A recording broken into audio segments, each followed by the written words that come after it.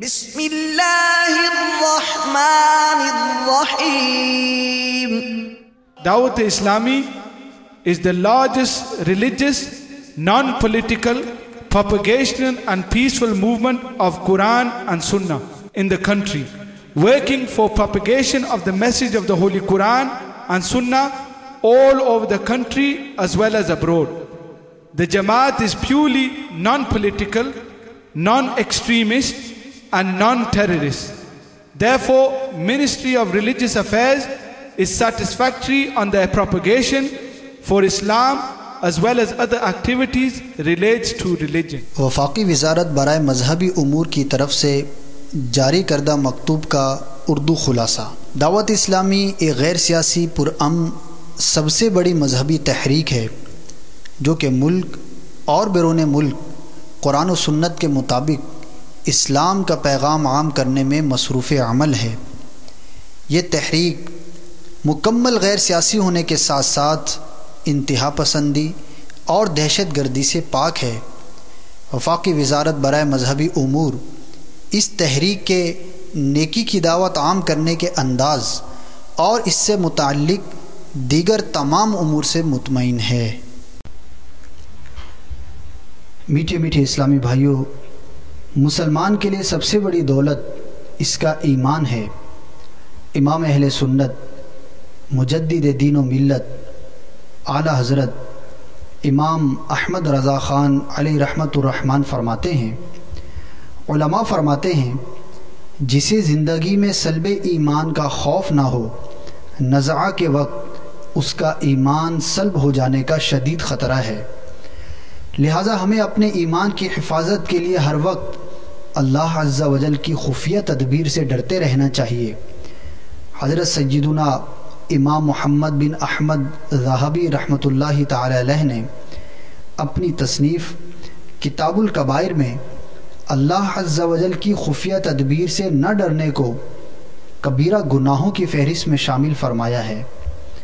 معلوم ہوا اللہ عز و جل کی خفیہ تدبیر سے ڈرنا ہر ایک پر لازم ہے، مگر افسوس شاید آج ہماری اکثریت کو اس گناہ کے بارے میں علم ہی نہیں. اللہ عز و جل کے نیک بندے خود عبادت الہی عز و جل بجا لانے، اپنے ایمان کی حفاظت کی شب و روز فکر کرنے کے ساتھ ساتھ دیگر مسلمانوں کی اصلاح کی فکر بھی کرتے ہیں. انہی اللہ عز و جل کے برگزیدہ اور نیک بندوں میں سے شیخ طریقت، امیر اہل سنت، بانی دعوت اسلامی حضرت علامہ مولانا محمد الیاس عطار قادری رضوی دامت برکاتہم العالیہ کی ذات گرامی بھی ہے، جنہوں نے امت کو ایک عظیم مدنی مقصد یعنی مجھے اپنی اور ساری دنیا کے لوگوں کی اصلاح کی کوشش کرنی ہے انشاءاللہ عز و جل عطا فرمایا ہے. الحمدللہ آپ دامت برکاتہم العالیہ کے بیانات سے لاکھوں مسلمانوں کی اصلاح کا سامان ہوا. میٹھے میٹھے اسلامی بھائیوں، ابھی آپ جو VCD ملاحظہ فرمائیں گے اس میں شیخ طریقت، امیر اہل سنت دامت برکاتہم العالیہ سے اللہ عز و جل کی خفیہ تدبیر کے بارے میں سوالات کیے گئے ہیں، اور امیر اہل سنت دامت برکاتہم العالیہ نے آیات، روایات، حکایات اور بزرگان دین کے اقوال کی روشنی میں حکمت بھرے جوابات ارشاد فرمائے ہیں.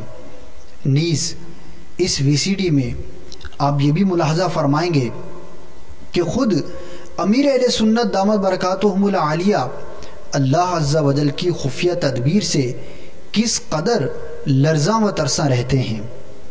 اس VCD کو دعوت اسلامی کا اشاعتی ادارہ مکتبۃ المدینہ مختلف مواقع کے مناظر اور آواز کی مکسنگ کے ساتھ پیش کرنے کی سعادت حاصل کر رہا ہے. آپ بھی اس VCD کو اول تا آخر ملاحظہ فرمائیں. انشاءاللہ عز و جل آپ اپنے اندر خوف خدا عز و جل اور فکر آخرت کا عظیم جذبہ بیدار ہوتا محسوس فرمائیں گے.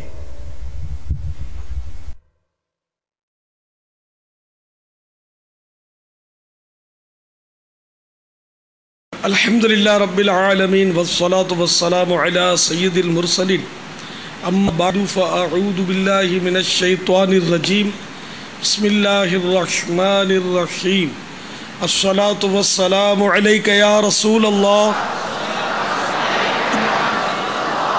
وعلی آلک واصحابک یا حبیب اللہ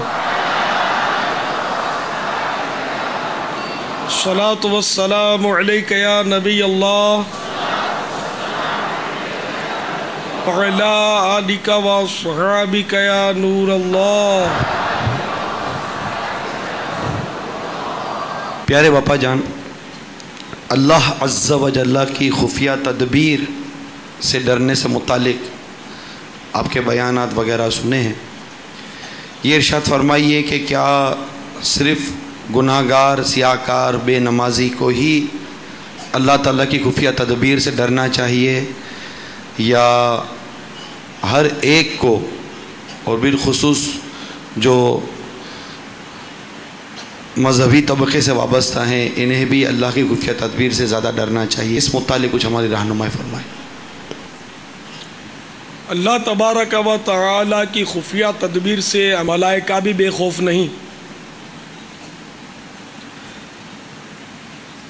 بڑے بڑے اولیاء، کابر اولیاء اللہ بھی اللہ تعالیٰ کی خفیہ تدبیر سے بے خوف نہیں،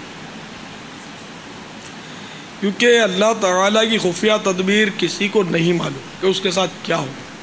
ہم میں سے یہ کوئی بھی نہیں جانتا، کسی کے پاس بھی گارنٹی نہیں ہے کہ ایمان سلامت لے کر قبر میں جائیں گے.